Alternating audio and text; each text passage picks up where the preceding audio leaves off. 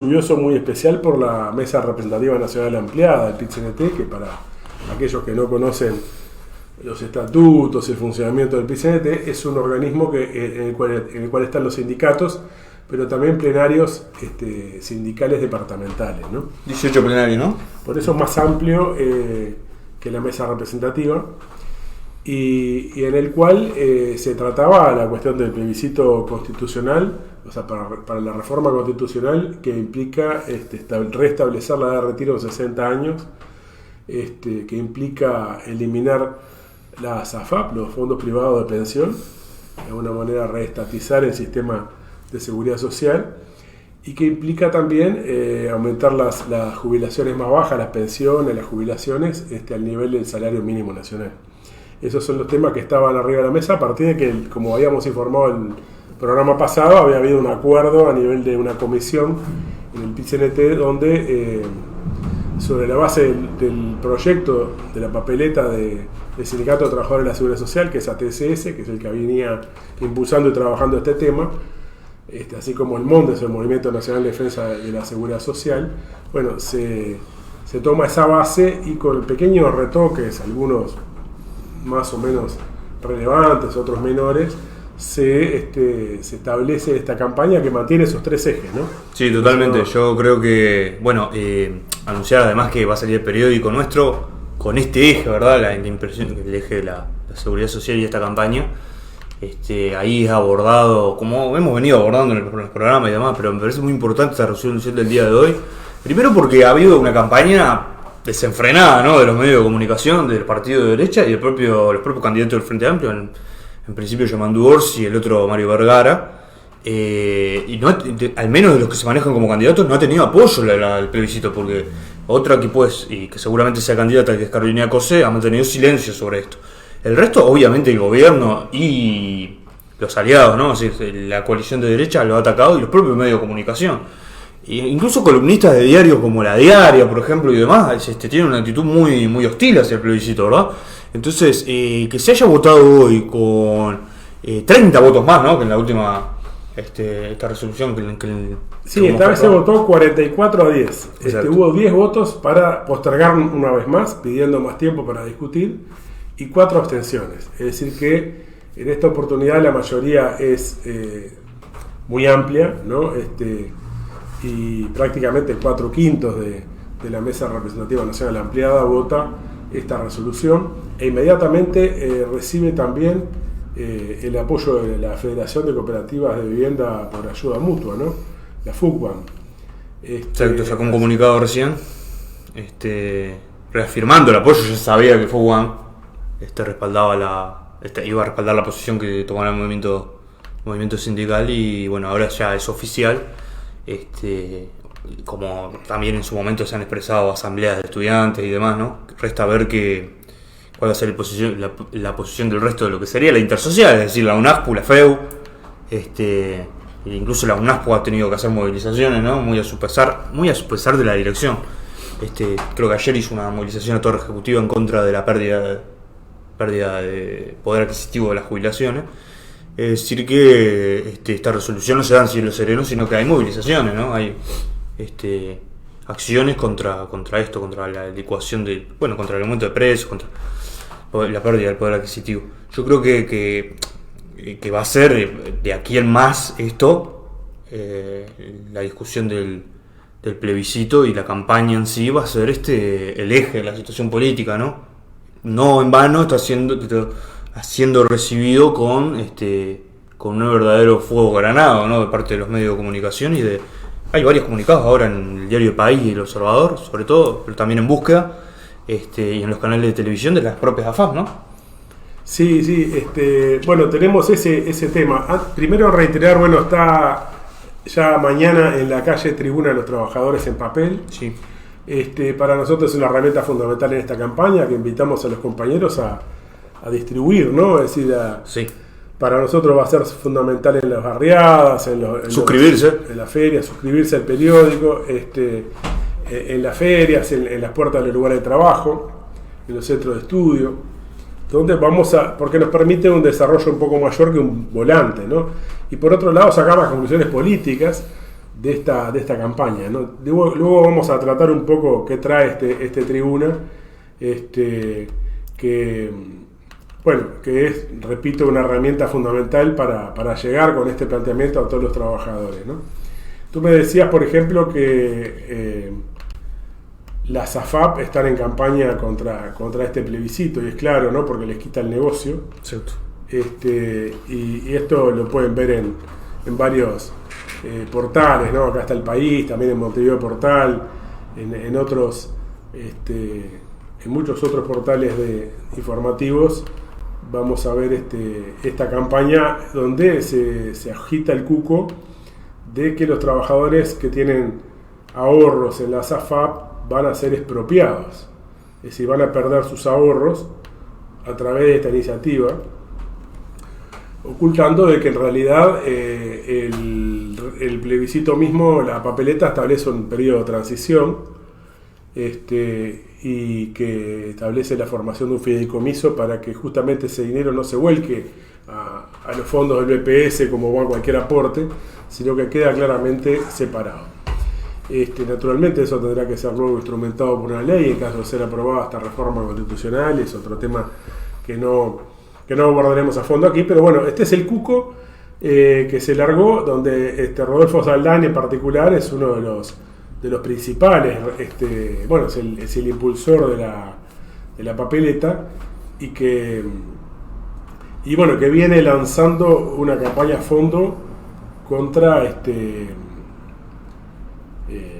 justamente contra este plebiscito, ¿no? Totalmente, incluso ahí yo me sorprendía leyendo los comunicados y las notas que estaban saliendo sobre, ni bien se supo la resolución del PCNT, porque se dan cifras de números, ¿no? Es decir, algo que en general, digamos que los bancos y demás son reacios a publicitar. Bueno, ahora tenemos en los comunicados exactamente los 21.000 millones de dólares que en teoría hay de 1 millón, casi 1,5 millones de trabajadores.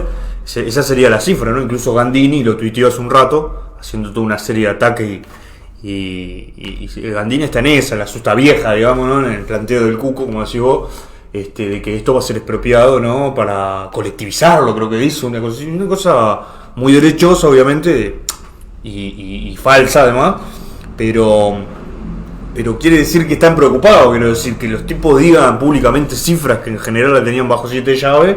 Es algo sí, el otro que salió a asustar vieja y a levantar sábanas de fantasmas fue la burocracia sindical de AEBU, de los bancarios. Y la verdad que como bancario genera esto una indignación enorme. Cuando en la Asamblea General del 22 de agosto metieron en su moción, que salió aprobada, un texto que parecía sugerir que estaban a favor de un plebiscito o que iban a buscar negociar ese plebiscito, salen a atacar públicamente, cuando en realidad en el mes entero que transcurrió entre el 10 de agosto y la votación del día de hoy, nunca propusieron nada distinto, ¿no? Es decir, nunca llevaron ninguna propuesta al PCNT ni a ningún lado, porque en realidad no querían ningún plebiscito, ni ni ningún otro. Y salen a asustar con lo mismo, ¿no? Es decir, con que van a ser expropiadas las cuentas. Si uno lee el documento que sale de fundamentación, ¿no? Ahora lo bichaba por arriba, es una fundamentación de defensa de la reforma de la seguridad social. Bueno, va contra las resoluciones de AEBU, porque AEBU tiene resoluciones de la Asamblea Nacional de Delegados, por ejemplo, que plantea eliminar el régimen de capitalización individual. Y este documento plantea defender el ahorro individual. Así que esta burocracia sindical, que muchas veces nos ha pasado a los trabajadores clasistas, combativos al Consejo de Disciplina por defender posiciones de lucha y por llevarlas a cabo, debería pasarse a sí mismo el Consejo de Disciplina, porque está violando las resoluciones de la Asamblea Nacional de Delegados en relación a esta cuestión.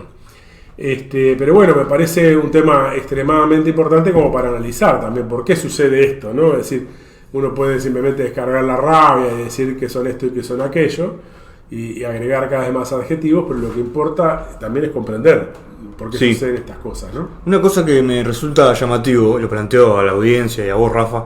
Hoy en Búsqueda se publica esta cuestión, es decir, los cruces entre los dirigentes y las diferentes corrientes sindicales y las posiciones políticas allí vertidas por cada uno y defendidas por cada uno. Y Gambera, de AEBU, ¿no? Él dice que esta posición ni siquiera es de toda articulación. decir, me pareció raro esto, porque parece que se estuviera atajando de...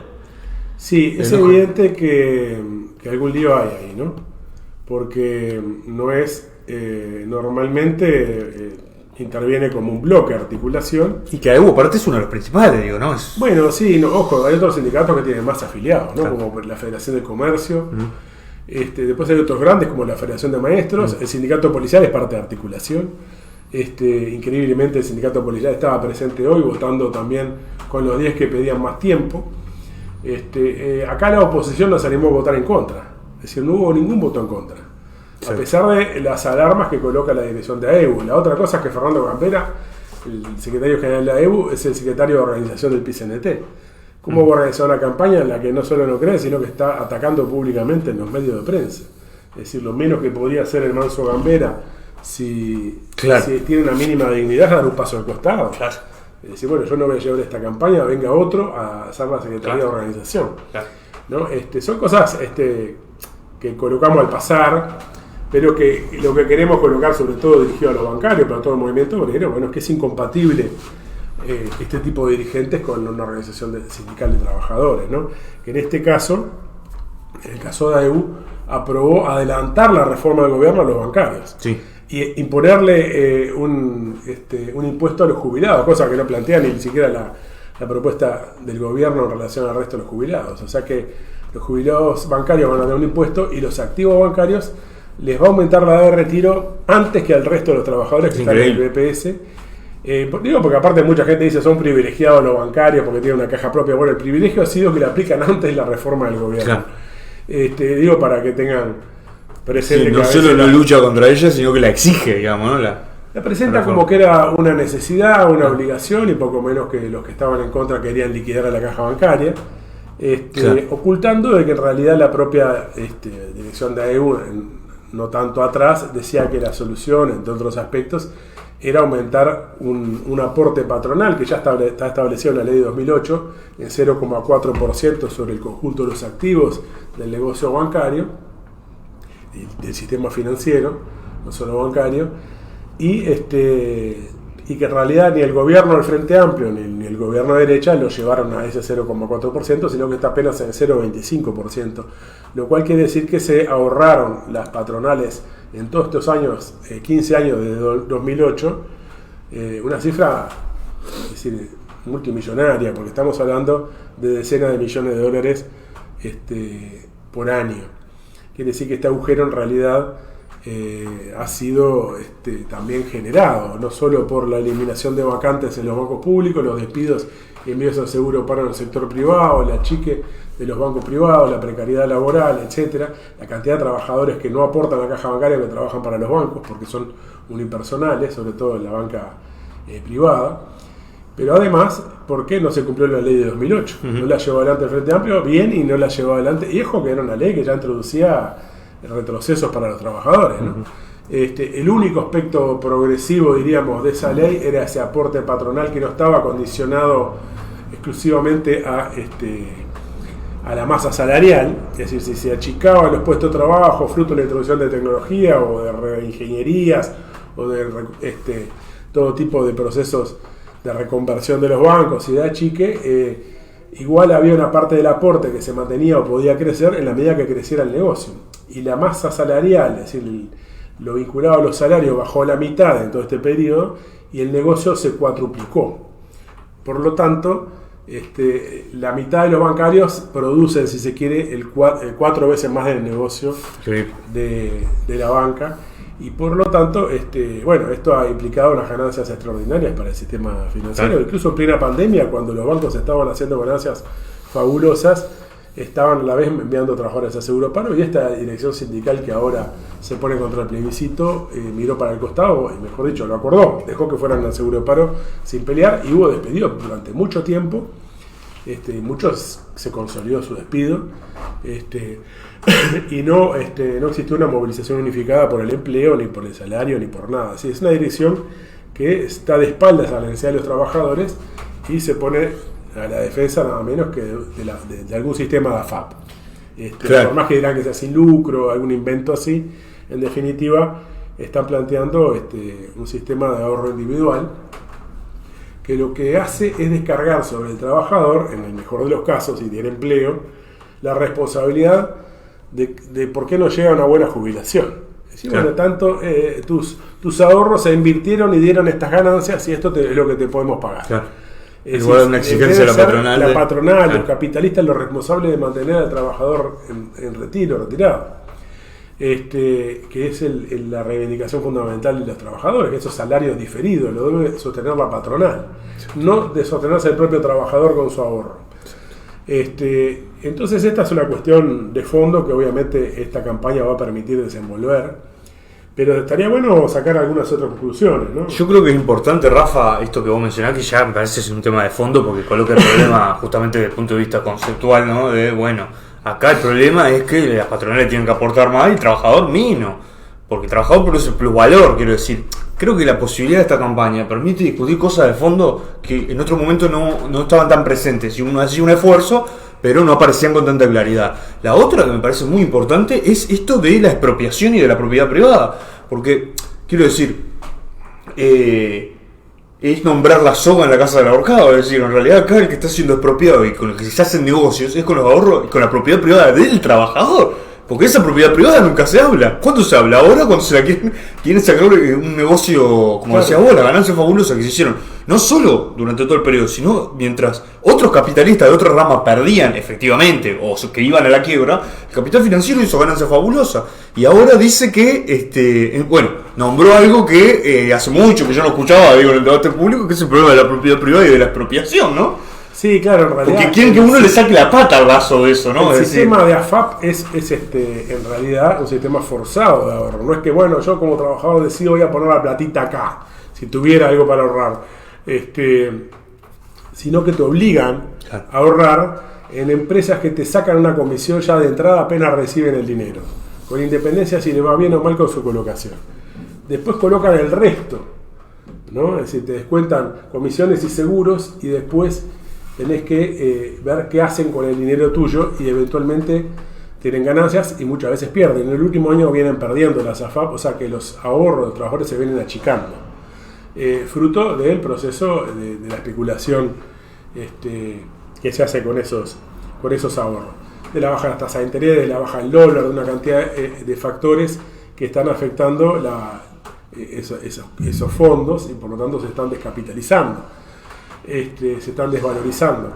Entonces, esta es la realidad. Son ellos los que violan, obviamente, la propiedad privada del trabajador. La primera reforma ya de la Seguridad Social implicó una expropiación de la propiedad privada del trabajador, porque el régimen establecido en las leyes de Seguridad Social se suponía que vos volcabas el dinero también a una cuenta personal, porque todos tus aportes estaban nominados al BPS antes. Es decir, no es que antes no se sabía, no se llevaba bien, como luego se estableció una historia laboral completa y había muchos problemas, que a veces por un incendio, por una inundación o por cosas por el estilo se perdían muchos registros porque era todo en papel en esa época. Pero en realidad cada trabajador aportaba mensualmente lo mismo que entraba un aporte patronal vinculado a los trabajadores.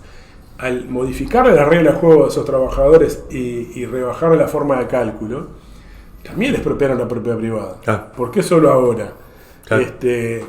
El propio Lacalle Pou ha dicho no se va a modificar la edad de retiro, sino que de ahora para adelante, no para los trabajadores que ya están, porque le cambiaríamos la regla de juego.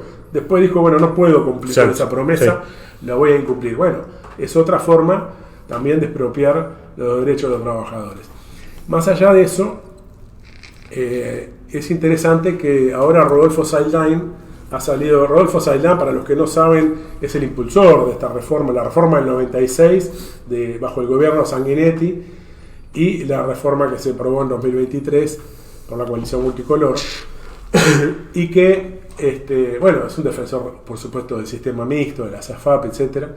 Ahora dice que habría que reestudiar los aportes del sector agropecuario. Él no lo dice, pero el sector agropecuario, mientras el conjunto de las patronales tiene el 7,5% de aporte, aporta más o menos un 2%. Increíble. Sí. ¿No? Es el sector que más ganancias ha tenido en el último periodo, con el boom de exportación de soja, de carne y de todo un poco, y aporta un 2%.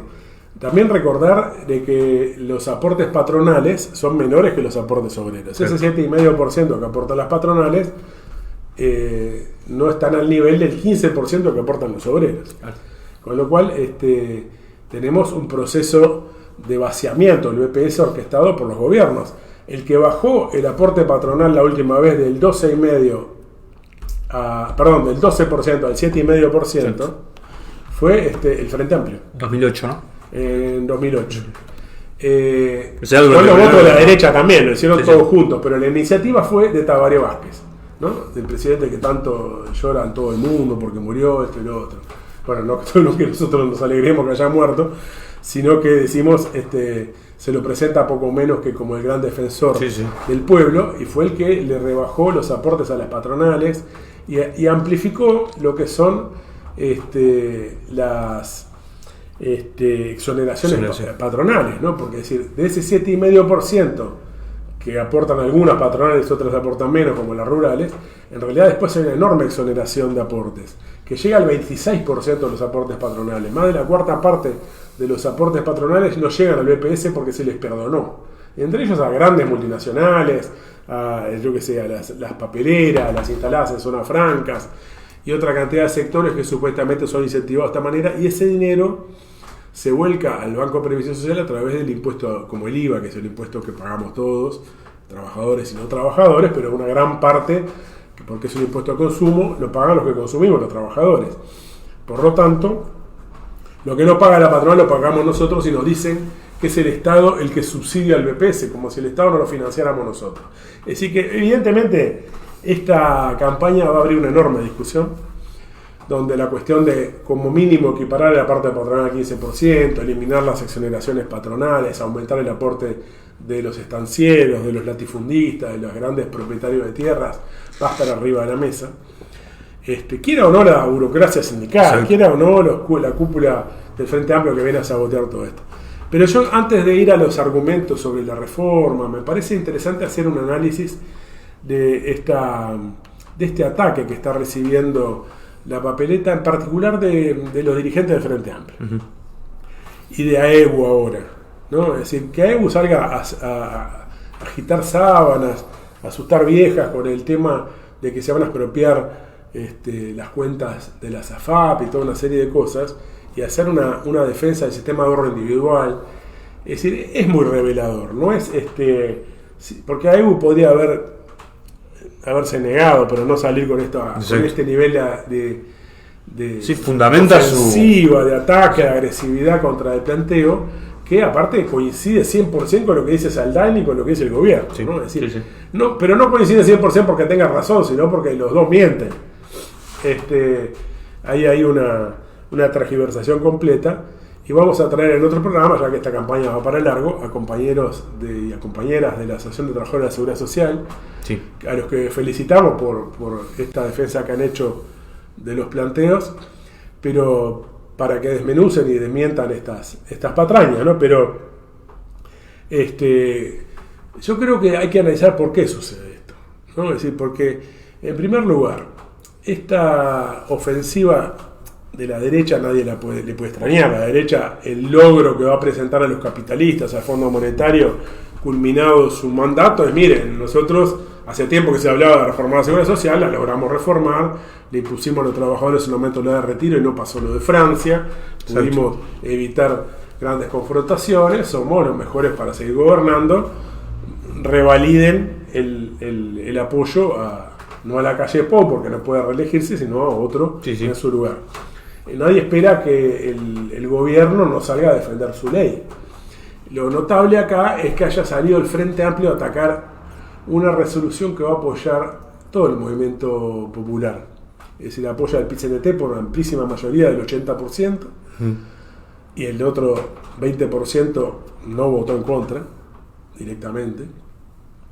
La Federación de Cooperativas de Vivienda por Ayuda Mutua, la FUCNAM, que es una organización muy importante, y el movimiento estudiantil. Ya hay resoluciones a nivel de FEU, a nivel de centro de estudiantes, de secundaria, etcétera, de coordinadora de estudiantes de secundaria, en cuanto a apoyar el plebiscito de ATCS.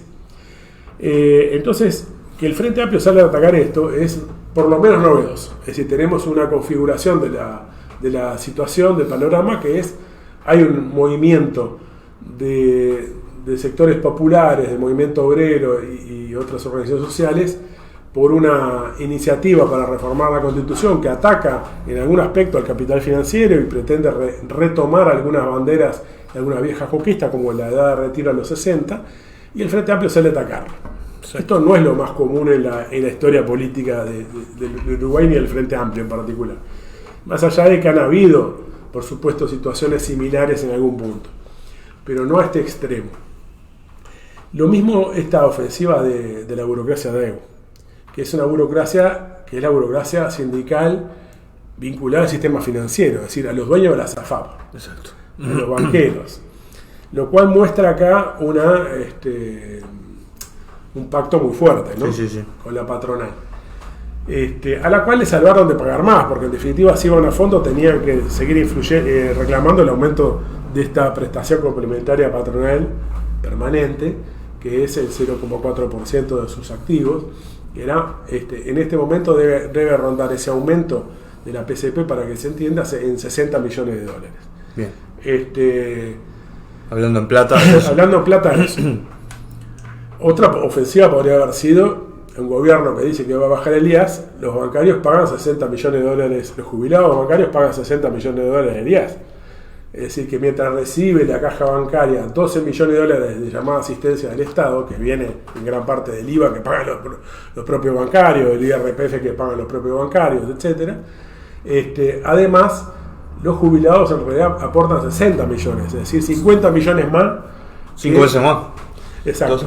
De lo que aporta, de lo que el Estado supuestamente le aporta. Esto me parece importante decirlo. Qué buen dato eso. Sí.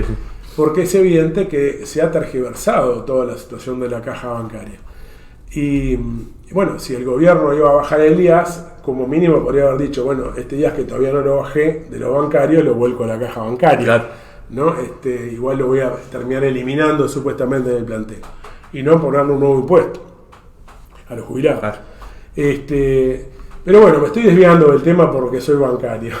Y porque lo que pasa es que ha cumplido un rol. Y AEU en este caso está en esta semana en el ojo de la tormenta por esta ofensiva. Ha elaborado, para los que no saben, en la página web de AEU se puede encontrar la resolución, los que ellos hacen pasar como resolución de una asamblea, que es un documento donde traza una hoja, quiero decir, fundamenta su oposición al plebiscito, pero cuando uno lo lee, digo porque esto no lo ha hecho otra burocracia, por eso me parece que vale la pena detenerse. Cuando uno lo lee, parece una fundamentación de la defensa, es una fundamentación de la defensa de la reforma de la seguridad social de la calle. Quiero decir, llegar a este nivel, yo creo que detenerse en esto no es perder el tiempo. Cuando se llega a este nivel, estamos hablando de algo más que una burocracia, ¿no? Es decir, Sí, es evidentemente de un nivel de amarillismo. Porque se transformó, creo, en un nivel de rueda de auxilio. Amarilla. Pasó de ser la rueda de auxilio de FA, como burocracia, hacer una rueda de auxilio del propio gobierno. Porque lo que hay que decir además es que el gobierno no muestra fortaleza. Ante cada paso, caso de corrupción, crisis interna, no me quiero desviar hacia el gobierno. No, pero está bien, está correcto lo que vos decís, porque en realidad el panorama político obviamente es mucho más amplio que esta cuestión de la resolución del presidente. Debemos incorporarlo, ¿no? Es decir, el gobierno es un gobierno que se está desflecando rápidamente, se va a desflecar cada vez más rápido a medida que se acercan las elecciones de 2024, pero ya Cabildo Abierto estaba planteando que iba a votar con el Frente Amplio una moción de censura por la situación de la Comisión Técnico Mixta de Salto Grande, donde hubo una cantidad de acomodos de correligionarios de los blancos y los colorados. Supongo que a Cabildo no le tocó y por eso va a hacer va a subirse también al escándalo. Ellos acomodaban el Ministerio de Vivienda y el Ministerio de Salud Pública. Se ve que en esos niveles de salariales de la comisión, una comisión binacional que administra una represa binacional con Argentina, tiene sueldos internacionales, y eso no le llegó a Cabildo. No le llegó, pero además está la vendetta por el hecho de que acá cuando echaron a Irene Moreira. Sobre todo, si acá el problema es que los todos acomodan y no lo dejan acomodar, es decir, claro, el partido que llegaba con esa... Irene Moreira la echaron por hacer acomodos con las viviendas. Es la esposa de Manini Ríos, el líder de Cabildo Abierto, y la ministra de Vivienda.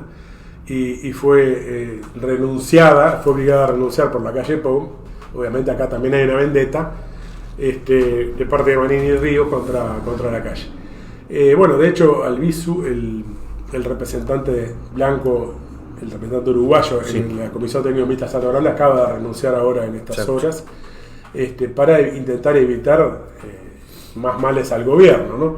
Esto muestra todo este proceso de flecamiento que mencionaba Camilo, que me parece que es importante a la luz de la situación nacional. Yo, volviendo a la ofensiva contra el plebiscito por parte del Frente Amplio, en particular de Pepe Mujica, de Yamandu Orsi, que va a ser el casi 100%, 99%, es el próximo candidato del Frente Amplio para la presidencia de la República el año que viene. Mario Vergara, que es otro precandidato a la presidencia, que no va a llegar. Pero ojo, Rafa, un detalle, no te quiero interrumpir, pero un detalle. No es menor que en la resolución del plenario del Frente Amplio se votó que el que sale segundo es el vicepresidente. Es decir, que en esa configuración y en esa especulación que todos hacen, que Yamandu saca varios cuerpos de ventaja a quien viene segundo, que es Carolina Cose, no es menor que en una fórmula donde esté Carolina Cose no haya todavía fijado una posición sobre esto, ¿no? Que tiene que ver también con que el Partido Comunista no ha fijado posición todavía. El otro día, en un debate que se pasa por la radio acá en Perspectiva, que es un debate, un programa político muy escuchado, la tertulia, allí el representante del Partido Comunista, Mazarovich, decía que, ante la pregunta de la quien dirigía el programa, el Partido Comunista dijo sí, que apoyaba el plebiscito, el PDP dijo sí, y el Partido Comunista dijo ni, dice, ¿no? Así, no tiene posición, y Mazarovich confirmó que no tiene posición. Que el Partido Comunista todavía no fijó una posición. Entonces, yo creo que no es menor que la fórmula presidencial no haya... Bueno, yo creo que hay que relativizar un poco lo del Partido Comunista, porque si bien la resolución claramente mostraba el impasse en el que estaba el Partido Comunista, porque decía vamos a buscar los más amplios consensos, y del otro lado, del lado de la derecha del Frente Amplio, del lado de la derecha del PCNT, nadie le devolvía la llamada, digamos, para decirle vamos a apoyar otro plebiscito, porque era la idea del Partido Comunista, buscar un plebiscito que no tocara las AFAP, que dijera vamos a eliminar la reforma obligatoria, pero no va a tocar las AFAP. Entonces en ese momento estaban en esa situación parados, pero es evidente que la resolución de hoy en el PCNT es imposible sin la aprobación del Partido Comunista, y ya hay pintadas de militantes del Partido Comunista por el plebiscito. Entonces, Mazarovich se atiene a la realidad, no hay una posición formal de un comunicado del Partido Comunista, lo cual no deja de ser llamativo, pero también es cierto de que es inminente, digamos, ¿no? Es más formal que otra cosa, porque acá lo que ha habido es una fractura en la cúpula de la burocracia sindical que me parece que tenemos que subrayar para que los compañeros la perciban bien. Bueno, porque si el Partido Comunista está votando una resolución junto con los que la derecha del Frente Amplio llama radicales, izquierda radical, etcétera, desde la dirección de AEBU se lo ataca con nivel de argumentaciones y de alertas ya extremos, con el cual el Partido Comunista tenía un acuerdo, ¿no? Por eso había una alianza que se rompió, que incluso se llegó a expresar en las elecciones internas del Frente Amplio, cuando el Partido Comunista apoyó a Fernando Pereira, que es representante de articulación dentro del PCNT, vinculado a articulación, y de un partido como la vertiente artiguista, que está en contra del plebiscito, por ejemplo, y ha hecho declaraciones su principal dirigente públicamente. El Partido Comunista fue con Fernando Pereira, no fue con Sibila, como se llama, Gonzalo Sibila. Sibila, del Partido Socialista, que iba en otra candidatura, supuestamente generando una disputa por izquierda. Entonces tenemos una fractura a nivel de la conducción sindical que explica que se haya mechado esta resolución que nadie quería. O que por lo menos el Partido Comunista quería llevarla al mismo procedimiento que había llevado con la ley de urgente consideración, cuando en un referéndum que el Frente Amplio no quería, en su mayoría tampoco, logra el Partido Comunista embretar al Frente Amplio, pero también embretar a la izquierda de los sindicatos, y llevarlos a apoyar un referéndum parcial contra 135 artículos que, casualidad, no tocaba los 4 artículos referidos a la seguridad social, la conformación de la comisión de expertos para elaborar una reforma. En esa comisión de expertos, dirigida por Rodolfo Saldain, participaron el Frente Amplio y el PCNT, con el apoyo del Partido Comunista. Entonces, esto me parece muy relevante tenerlo en cuenta. Y bueno, hoy tenemos este escenario de ofensiva contra el plebiscito, donde en una temática que va a estar presente durante más de un año, porque hasta abril hay campaña por las firmas, sí, suponiendo que se llegue a las 270.000 firmas, que creo que nadie lo duda, se va a un plebiscito en octubre de 2024 simultáneo con las elecciones nacionales. Entonces el Frente Amplio va a estar un año y medio conviviendo con este tema y teniendo que desmarcarse sistemáticamente. En el medio tienen un congreso por fin de año, donde van a dirimir temas como candidaturas y otros, previo a las internas del año que viene. Así que tenemos este escenario donde permanentemente va a estar desmarcándose, y la derecha va a querer decir esto es del Frente Amplio.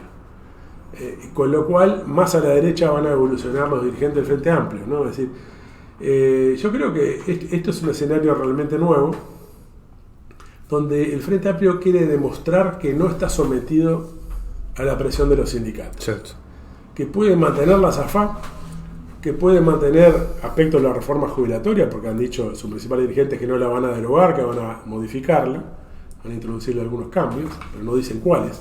Exacto. Van a convocar un diálogo social con los trabajadores, con los patrones, los capitalistas, pero no dicen qué es lo que van a proponer.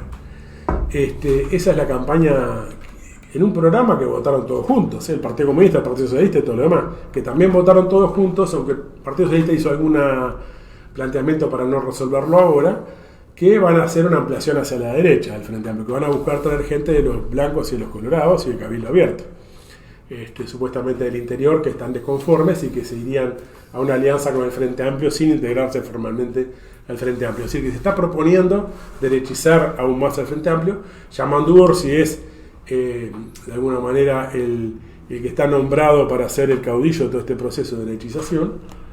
Y bueno, como tú decís, Carolina Cose todavía no se ha pronunciado, aparece como la que es reivindicada por los sectores más críticos, más a la izquierda, pero en realidad Carolina Cose ya había manejado la posibilidad de utilizar fondos de la SAFA para obras de infraestructura en Montevideo y en la zona metropolitana, quiere decir que partía de la base que había que mantenerlas. Estaba planteando su defensa.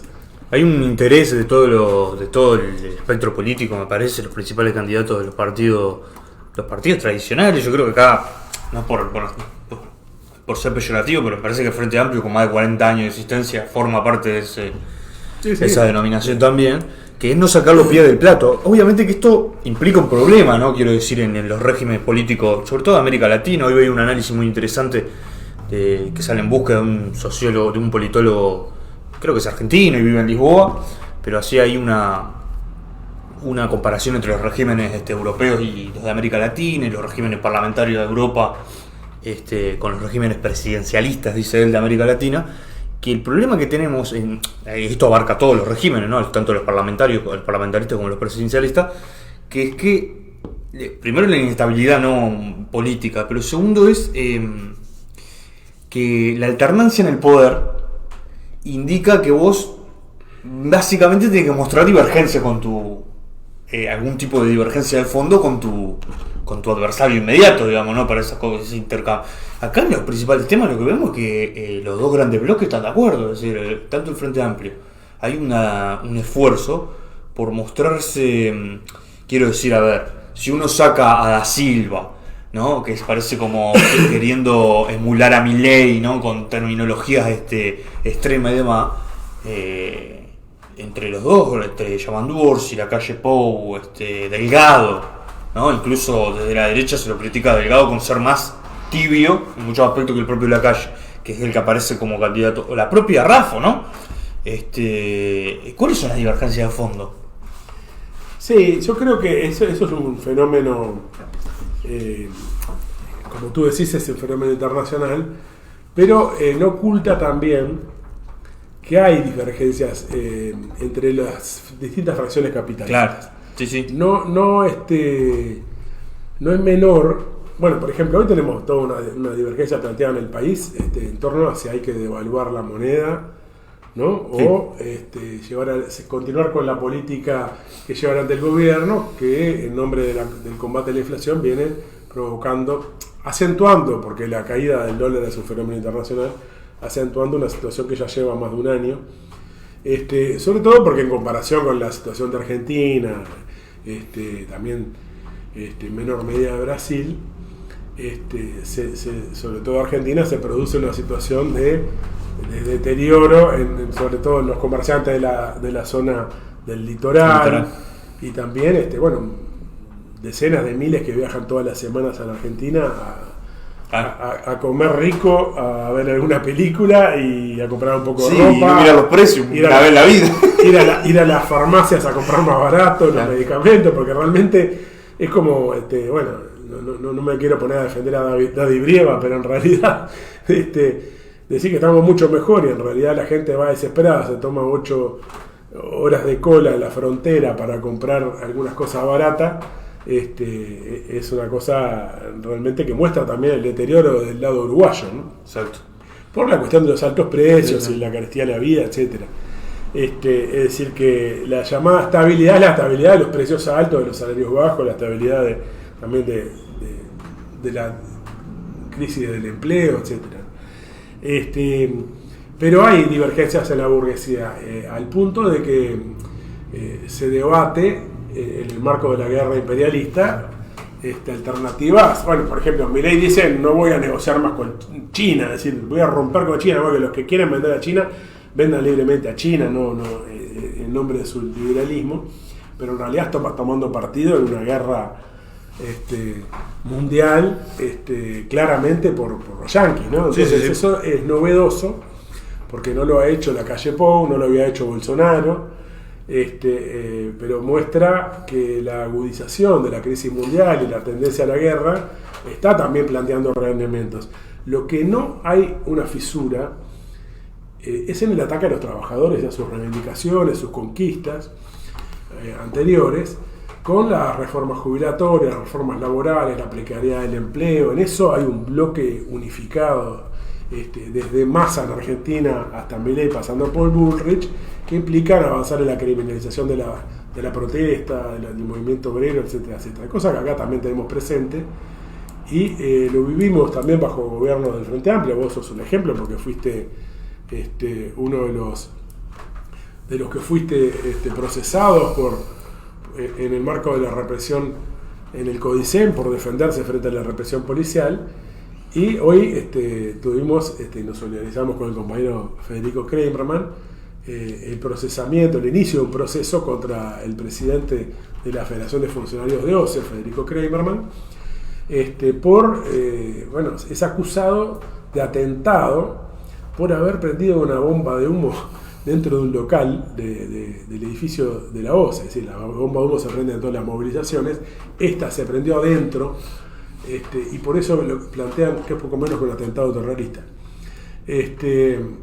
Por lo tanto, es un ataque a las libertades y a la libertad de organización sindical y de protesta en particular, y nosotros nos solidarizamos con Federico, y en esto están habiendo pronunciamientos desde el PIT-CNT, distintos lugares.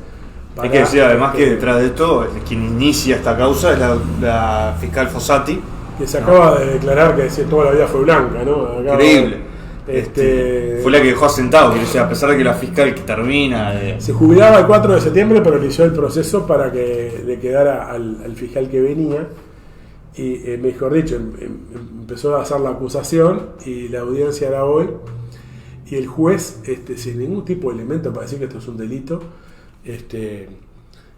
inicia este procesamiento, ¿no? Es decir, así que tenemos una nueva situación contra los sindicatos y contra los militantes populares. Pero en este tema hay un gran acuerdo en el sentido de... Y es lo que quiere manifestar el Frente Amplio, ¿no? Es decir, lo que sí se destaca del Frente Amplio es que en otros países hay mucha rispidez en el enfrentamiento entre partidos, no porque estén en desacuerdo sobre esas cuestiones que tú mencionabas, sino porque refleja también el grado de composición del régimen político, partidos que emergen y desaparecen de una elección a otra, ¿no? Es decir, son consumidos por las crisis políticas. Y esto, que creo que es una tónica general, se pretende decir que en Uruguay no es así. Que en Uruguay es todo pacífico, que acá se aman todos se llevan muy bien. Mujica va con Sanguinetti y la calle Pou a recorrer el mundo y hablan de todo sin rispideces y pretenden generar una situación de poco menos que unidad nacional. Sí, sí. Cuando la clase obrera, para decirlo pronto, se está cagando de hambre y la clase capitalista está llevando una ofensiva a muerte contra los trabajadores para aumentar sus ganancias y bajar los salarios. Y en este contexto, bueno, somos todos civilizados, nos tratamos bien, tenemos que llevarnos bien. Y bueno, en este sentido, el Frente Amplio pretende mostrar de que son representantes de una continuidad de la seguridad jurídica, de que no van a tocar los negocios capitalistas, los acuerdos con el FMI, los acuerdos con los banqueros, y en ese sentido su posición sobre la reforma jubilatoria es mantener la AFAP, en todo caso retocar un poquito algún aspecto, pero no dicen cuál. Entonces creo que este tema va a plantear una reflexión muy fuerte del movimiento obrero, sectores juveniles, activistas de izquierda, porque si hay una ofensiva durante un año del Frente Amplio contra una campaña que se viene llevando adelante de las organizaciones sociales, plantea la discusión de qué es el Frente Amplio. Claro, claro. Es decir, porque aparte van a ser los candidatos a presidente los que van a estar a la cabeza de esta campaña contra... Por ejemplo, un debate presidencial, se me ocurre, para ponerlo en un debate presidencial donde se abarcan los temas. Nosotros fuimos protagonistas, incluso tú estuviste en el debate presidencial del 2014, que tiene la característica de lo dividan en temática. Por ejemplo, un debate de presidente, de candidato a presidente, donde se debata como uno de los puntos, de los ejes, el tema del plebiscito y el tema de la seguridad social y el tema de un posible plebiscito. ¿Qué van a decir esta gente? Vamos a dar libertad de acción. Yamandu Orsi va a decir: yo no estoy de acuerdo, es un tema para una ley del próximo gobierno, nosotros vamos a proponer un diálogo social y político, y entonces, bueno, evidentemente es un elemento de ruptura muy fuerte, pero entonces el Frente Amplio como Frente Popular, en el sentido tradicional de lo que es la izquierda del Frente Popular, es una alianza de sectores de movimiento obrero con fracciones de la burguesía, que en este caso claramente lideran ese Frente Popular, siempre ha sido así, pero en este caso es mucho más claro, a pesar de que la base de ese frente está fundamentalmente sustentado en fracciones de izquierda, ¿no? O sea, el movimiento obrero, por algo sale esta resolución, no es dominado por los Astori ni siquiera por los Yamandu Orsi. El MPP en los sindicatos es una fracción completamente casi que inexistente. El astorismo, Vergara, etcétera, se expresan a EU y en algunos otros sectores, pero no tienen un dominio aplastante. Incluso me parece relevante que en la Federación de Maestros, que vota con articulación para, digamos, postergar esta discusión, en definitiva estaban en contra de un plebiscito, en Montevideo y Canelones, que son las grandes concentraciones de maestros, se votó a favor de este plebiscito, incluso antes y el plebiscito era bastante mayoría, ¿no? Entre los dos plebiscitos. Exacto, entre los dos plebiscitos, porque en ese momento todavía había dos propuestas, sumaban mucho más de la mitad.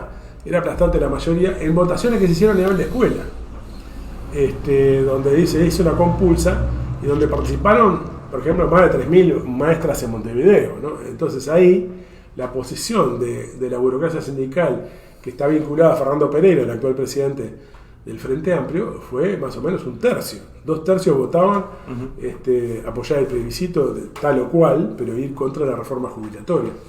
Quiere decir que es un tema que ha generado una intensa discusión.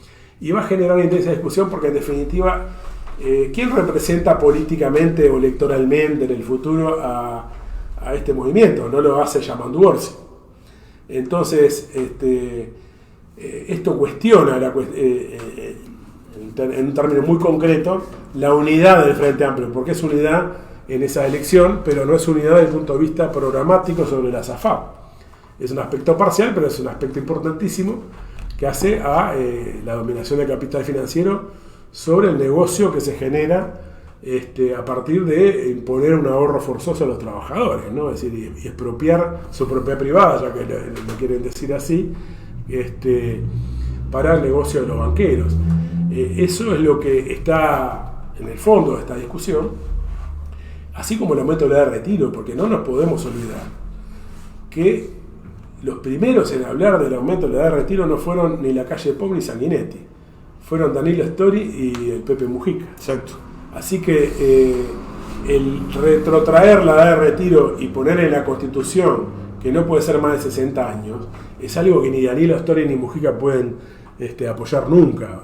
Y van a intentar, si ganan y se ven obligados a llevar adelante alguna modificación de la ley, van a intentar que se mantenga un aumento de la edad de retiro, capaz que no a 65, pero será 63, será algún planteo de ir progresivamente aumentándolo, aunque esta ley del gobierno lo aumenta progresivamente a 65 también. Así que no se sabe qué es lo que proponen, pero me parece relevante esto, porque es decir, su oposición al plebiscito también, más allá de todo lo que han dicho sobre si favorece o no favorece el Frente Amplio, que a los trabajadores no les tiene que importar, es decir, porque al final si para favorecer al Frente Amplio se tiene que perjudicar la clase obrera, que se juega del Frente Amplio, ¿no? Lógico. Bueno, pero por encima de esa cuestión aparentemente de táctica electoral, los que están en el fondo que están a favor de la SAFAP, claro, y a favor de aumentar la edad de retiro. Eso es por lo cual no quieren que esté establecida en la Constitución que ningún gobierno la pueda aumentar. Pero Rafa, es un aspecto fundamental. Cuando ni Vergara, ni Yamandu Orsi, ni nadie, ahora estuvo el día del comité de base, hubo discusiones en el comité de base. Mujica hizo un intenso discurso contra el plebiscito, pero no pueden decir nada que sea beneficioso para los trabajadores que le den las AFAP. Si vos estás en contra del plebiscito que quiere derogar las AFAP y a su vez no podés decir ni un argumento que esté a favor, no solo de los dirigentes del Frente Amplio, sino de la burocracia sindical que está en contra del plebiscito, entonces sos un agente de capital. Punto. O sea, porque no tenés o no hay múltiples opciones acá. Es, bueno, defendés otros intereses, no son los intereses ni de los trabajadores, ni de la izquierda, ni de los jubilados. Entonces, yo creo que la virtud de esto es que aportó mucha claridad y en el caso que mencionaste de Ademu, Montevideo y Canelones, que no fue presidida, sí, puede haber habido asambleas en algún lugar y demás, pero digo, no fue la posición que ganaron, en especial el ir contra la SAFAP, los 3 puntos, digamos, el plebiscito que finalmente se va a encarar el PCNT, y poder diferenciarlo del otro plebiscito, a pesar de que los dos juntos reunieron la mayoría, quiere decir que hay un grado de claridad muy importante en ese sector porque esto, una cosa es votarlo en una asamblea donde cada uno pone una posición y otra cosa es hacerlo en los modos en que se hizo por escuela. Pero profundicemos en eso, porque la claridad esa implica un nivel de desconfianza muy fuerte en el Frente Amplio. Y en Mujica, y en Orsi, en Vergara, en Astori, porque en definitiva lo que se están planteando los trabajadores es, mira, esta gente gobernó 15 años y no tocó lo sustancial de la reforma jubilatoria de Sanguinetti y de los blancos. Mantuvo la SAFAP, la jubilación. Que es lo que le dice la derecha, ¿no? Las jubilaciones son miserables, las jubilaciones ya son miserables antes de la reforma nueva, y toda esta gente no tocó nada de eso y mantuvo los grandes aspectos de la política económica, del pago de la deuda, de los subsidios al capital, aumentaron las exoneraciones a las patronales para la seguridad social, aumentaron las exoneraciones de impuestos de otro tipo, subsidios directos, toda una serie de beneficios al capital, a los estancieros, aumentaron la transgenización de la tierra. Es decir, la gente puede ser llevada en una elección a votar el mal menor muchas veces. Pero acá lo que están percibiendo es, si nosotros queremos eliminar la reforma jubilatoria y queremos eliminar la SAFAP, queremos restablecer los 60 años de edad, queremos mejorar la jubilación mínima, no lo podemos dejar en manos de los dirigentes del Frente Amplio. Exacto. Porque no lo van a hacer. Porque si creyeran que sí lo van a hacer, no habría un plebiscito constitucional. Entonces, que miles de maestras en Montevideo, en una votación, en una consulta masiva, escuela por escuela, resuelvan que quieren ir por un plebiscito de este tipo, refleja un nivel de desconfianza política en el Frente Amplio enorme, que es una punta para empezar a desenvolver la cuestión de constituir en oposición al Frente de Colaboración de Clases, del Frente con la burguesía supuestamente progresista, la idea de un frente de trabajadores, es decir, un frente de lucha, un frente que pueda intervenir en las elecciones, pero que también sea un frente de lucha, donde los que van a tener que explicar por qué están aliados a Astorias, Mujica, a Orsi, es el Partido Comunista y el Partido Socialista. Que muchos de sus dirigentes y militantes dicen no queremos reeditar lo que pasó en los 15 años del progresismo, queremos ir a más. Por ejemplo, había una joven de la UJC que lo dijo en un programa de TV Ciudad y que se generó un escándalo muy grande, pero también lo ha dicho algo por el estilo del Partido Socialista en su Congreso. Uh-huh. Bueno, pero van a ir de cabeza a votar a alguien que está atacando una resolución del movimiento obrero y todas las organizaciones sociales integradas en la llamada intersocial. Exacto. Entonces, ¿a quién representa eso? Al gran capital. No hay otra explicación, y lo que se necesita es un frente de trabajadores independientes de las distintas variantes capitalistas. Es decir, ni con la calle Pou, Manini y Sanguinetti, ni con Orsi y Astori. Esta es la cuestión que está planteada, y en definitiva esto, bueno, se discutirá hacia las elecciones, pero forma parte de una discusión estratégica que debe encarar el movimiento obrero, los activistas de izquierda, los jóvenes que se plantean una superación del capitalismo, porque de la mano del progresismo de los Boric, ni hablar de un Massa, don Sergio Massa en Argentina, que está llevando adelante el hambriamiento sistemático de los trabajadores hoy en día y pretende ser presentado como una barrera frente al fascismo, frente a la derecha, ¿no? Es un absurdo. Los trabajadores nos podemos defender nosotros mismos a través de la acción, de la lucha, de la movilización, eventualmente el voto será una expresión de todo eso, la lucha por el voto, pero fundamentalmente a través de la lucha en las calles, de la huelga general, de la movilización independiente, no a través del voto a un Massa, de un Boric ni un Orsi. Eso no va a abrir ninguna salida. Entonces esta discusión que plantea la cuestión del plebiscito del PIT-CNT me parece que da para ir desenvolviendo toda esta cuestión de qué es la independencia de clase, la acción independiente de la clase obrera, que las burocracias sindicales hasta ahora han logrado controlar y que impidieron que hubiera una respuesta masiva a la reforma jubilatoria. No olvidemos que a fin de año pasado hubo sindicatos que propusieron un paro de 48 horas, ni fue tratado. Exacto. Por la burocracia sindical. El Partido Comunista en ese momento le dio la espalda. Hicieron un parito parcial para la cuestión de la seguridad social. Así que creo que en realidad acá se les escapó la liebre con este tema del plebiscito, no pudieron evitarlo, expresa una crisis no solo del aparato de la burocracia sindical, sino de la capacidad del Frente Amplio para contener este proceso. Y ahora el Frente Amplio va a tener que decir, más a la derecha todavía, mostrarle al gran capital que el Frente Amplio no se deja arrastrar por los sindicatos. Exacto. Te sumo una cosa, no solamente Boric ni Massa, sino también tampoco Lula. Porque Lula, que es presentado, el PIT-CNT ahora veía que publicaba que en su momento cuando Lula estuvo preso y demás, el PIT-CNT viajó allá y demás, y obviamente nosotros reclamábamos la libertad de Lula, porque era evidente que estaba armado todo eso, pero Lula se encuentra en este momento haciendo toda una serie de acuerdos. Esto es muy común en Brasil, pero quiero decir, es la reeditación de los acuerdos que le dieron el golpe a Dilma, quiero decir, va una reedición, está en los acuerdos con lo que se llama el Centrado en Brasil, donde controla, el Centrado controla, digamos, el Parlamento, y para lograr los votos de él tenés que darles cargos, tenés que darle ministerio y demás. Bueno, Lula está en eso. Coima. Exacto, es cargos y coima. Entonces esta es la reedición visiblemente más degradada, ¿no? Porque acá no hay ningún planteo, como en 2004, cuando llegó al poder por primera vez, con, digamos, la épica o la novedad, la expectativa que generaba. Sí, claramente estamos ante una reedición devaluada, ¿no? Exacto. Segundas partes nunca fueron buenas, decían respecto a las películas. Sí. La de Lula no es la segunda, es la cuarta, creo, ¿no? O la tercera. Sí, por lo menos. Y lo otro, Rafa, es que me parece importante esto que mencionaba. Vamos a una campaña en la que evidentemente el hecho de juntar las firmas ocupa un lugar fundamental, porque necesitas 250.000. El objetivo inmediato es juntar 270.000. Exactamente, que yo creo que, visto el apoyo que está recibiendo, no va a ser un problema, pero me parece que acá la situación es combinar, ¿no? Es decir, combinar eso con... Es decir, por ejemplo, si uno escucha a Monegal, ¿no? De la EBU, dice, acá todavía no se discutió que hay deudas que no se pagaron, que hay filiales del PIT-CNT que no pagaron la deuda contra la luz.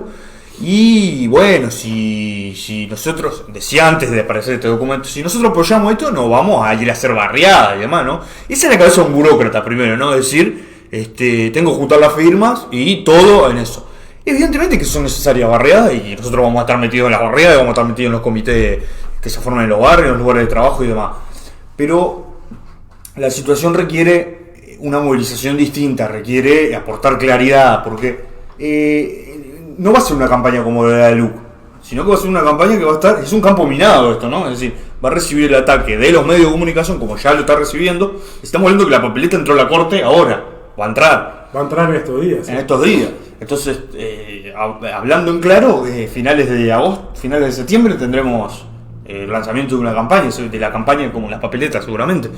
Se dice que los compañeros que están en esto tardan unas 2 o 3 semanas la corte en expedirse. Pero es fundamental y ese es uno de los ejes de nuestro periódico. Lo van a poder ver, los volvemos a convocar a comprarlo, a suscribirse, a difundirlo. La necesidad de combinar la movilización política. Y la movilización política no es solamente la marcha, sino las marchas, el paro, la huelga, los piquetes y la acción directa. Yo creo que esto es fundamental porque metodológicamente plantea el reforzamiento de una campaña, ¿no? Es decir, insufla de confianza y creo que es decir, la mentada correlación de fuerza y todo lo demás. Bueno, el problema es qué haces vos para que la correlación de fuerza te sea favorable.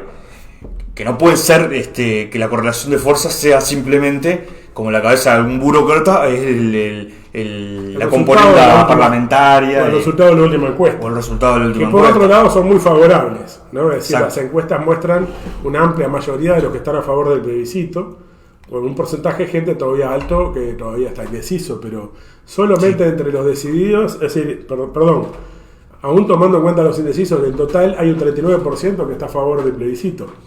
Si de los indecisos se vuelcan hacia el plebiscito, la mitad, por lo menos, supera ampliamente el 50%. Pero bueno, eso es un tema que implica un desenvolvimiento de campaña, como tú decís. El problema acá sería, por ejemplo, es decir, es evidente que nosotros no esperamos que de fracciones burocráticas integradas al Frente Amplio una campaña que genere una movilización popular, porque no le quieren generar problemas a sus aliados en el Frente Amplio ni a su futuro candidato Yamandu García. Vamos a decirlo con claridad. Por lo tanto, los sectores clasistas, combativos del movimiento sindical, de las organizaciones sociales, del movimiento estudiantil, de la izquierda, es necesario que tomen en sus manos esta campaña, que tomemos en nuestras manos esta campaña y que desarrollemos actos en los barrios, no solo ir puerta a puerta a juntar firmas, eso está muy bien, pero generar actos, movilizaciones, marchas, generar ambiente reclamando un plan de lucha, porque también hay que establecer la discusión, ¿y qué pasa si ganamos? ¿Van a cumplirla así nomás la reforma constitucional? ¿Qué pasó con el agua? Es decir, había una reforma constitucional que obligaba a que todo el agua fuera en manos del Estado y generaron una ley de riego que la privatizaba y ahora un proyecto Neptuno que también la privatiza. Uno le hizo el Frente Amplio, ahora esto lo hace la derecha. Ambos violando abiertamente la Constitución. Entonces se genera a veces la ilusión de que un texto constitucional va a resolver el problema. Y sabemos que la burguesía encuentra los mecanismos de trampear muchas veces estas cuestiones y por lo tanto cumplir el veredicto en caso que sea favorable implica una movilización independiente de la clase obrera y en perspectiva la cuestión de la huelga general, la cuestión de la lucha que debería haberse lanzado incluso frente a esta reforma jubilatoria a fondo. Por otra parte, si sale que no, que vamos a cruzarnos los brazos porque hubo un veredicto o vamos a preparar la lucha porque sea que sea el gobierno, esta cuestión jubilatoria va a seguir arriba de la mesa. Entonces tenemos que plantearnos todo un programa en relación a la cuestión jubilatoria que habrá que ir desenvolviendo. Porque van a querer que trabajemos hasta los 70 y después hasta los 75 además. Ya lo preveía la reforma actual, ya lo preveía, es decir, cada tanto el gobierno, incluso sin participación del Parlamento, podía, en principio, luego fue retocado un poco estos aspectos, podía aumentar la edad de retiro aún más de los 65. Es decir, que el programa de la burguesía está claro, el programa de los trabajadores también, pero hay que desenvolverlo aún más, porque para que esto sea viable implica un programa obrero independiente frente a la cuestión jubilatoria y al conjunto de la situación nacional, ¿no? Por lo tanto, esto será tema a desenvolver en otros programas, porque hoy nos hemos sido un poco extensos. Sí. Y me parece, quería antes de cerrar, volver a recordar, a solidarizarnos con el compañero Federico Kramerman, trabajador de de la OCE, la Federación de Funcionarios de OCE, presidente de la Federación de Funcionarios de OCE, que está haciendo en este momento, se le inicia un proceso judicial, y que bueno, vamos a estar apoyando la lucha para que ese proceso caiga. Quería también mencionar a algunos compañeros que nos mandaron saludos, Walter, Héctor, la compañera Nadia, que nos dice que estas cuestiones de la represión al movimiento popular también le hicieron en Adión con la Intendencia de Arana, así como la violación de convenios. Exacto. Y bueno, el otro aspecto es decir a todos los compañeros que a partir de mañana viernes, ya sábado, pueden venir a retirar el periódico del PT, Tribuna de los Trabajadores, y va a estar 100% orientado a esta cuestión, ¿no? A esta campaña. Obviamente también trae artículos sobre la guerra imperialista que se desarrolla en Europa, que es una guerra mundial, es decir, aspectos que desarrollan ese aspecto, la cuestión de la situación política argentina a partir de las PASO, con el resultado donde Milei aparece como primera fuerza, donde han quedado más parejos de lo que parecía al principio, sí. Los tres candidatos, hay un 2,5 puntos entre el primero y el tercero, pero donde esta cuestión nos parece importante abordarla. Y bueno, y otra serie de artículos referidos a la educación, a temas sindicales, la caja bancaria, temas que han sido abordados en algunos programas también de Tribuna TV, pero que un poco por escrito quedan mejor analizados.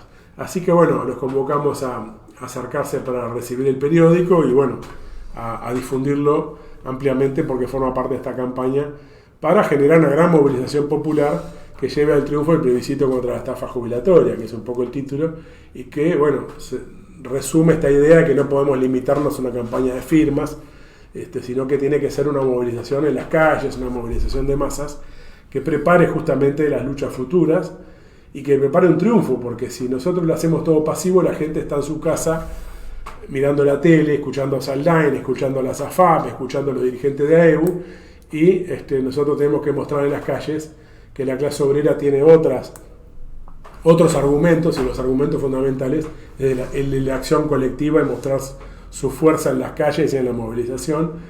Por supuesto que eso ayuda muchas veces a persuadir mucho más que 1000 argumentos.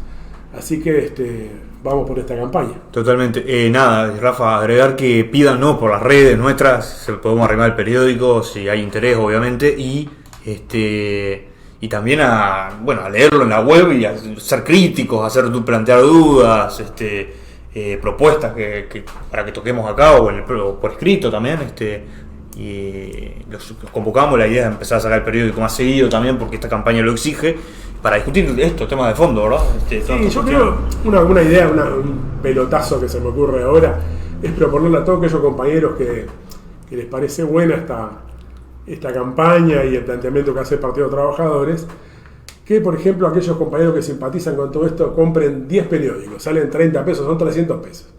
Después lo pueden vender o regalar, pero para llevarlo a sus conocidos, llevarlo a sus amistades, a sus compañeros de trabajo o de estudio, porque necesitamos más manos para difundir este planteamiento político. Así que bueno, eso es una propuesta. Y también que se suscriban, que permitan que siga saliendo en papel, porque obviamente tras la pandemia las impresiones de periódicos en papel se complicaron un poco. Sí. Vamos a luchar contra esa tendencia y creemos que podemos llevarla adelante, pero ustedes se dan cuenta que mucha gente lee más por los celulares que en papel, ¿no? Es decir, hoy en día. Dispositivo electrónico. Así que eso fue acentuado por el proceso de la pandemia y nosotros queremos que los lean aquellos, no solo aquellos que nos buscan, ¿no? Porque el que nos busca la página web lo puede encontrar con el celular. Queremos ir a una puerta de fábrica, a un lugar de centro de estudio, hacer una feria, una barriada, y eso implica tenerlo en papel, porque queremos llevárselo al que no lo conoce y no lo va a buscar en los medios, en las computadoras ni en los celulares. Así que por eso es importante financiarlo y pedimos una colaboración en ese sentido a todos, tanto en plata como en distribuirlo a sus conocidos. Y después que lo distribuyen una vez, seguramente muchos de esos compañeros se lo sigan pidiendo, nos no hacer llegar sus datos y los hacemos llegar nosotros directamente. Exacto. Esa es una forma concreta de esta campaña, ¿no? Bueno, no sé, Rafa, nos vemos el jueves que viene. Y bueno, va a haber seguramente más novedades sobre toda esta cuestión. Ya vamos a compartir, como siempre le decimos, a hacer críticas, dudas por ahí, pero a difundir para que llegue a más compañeros. Sí, esperamos que difundan este video y que también hagan comentarios y bueno, discusiones, ¿no? Esto es importante, abrir la discusión. Exacto. Así que hasta el jueves 14. Nos vemos.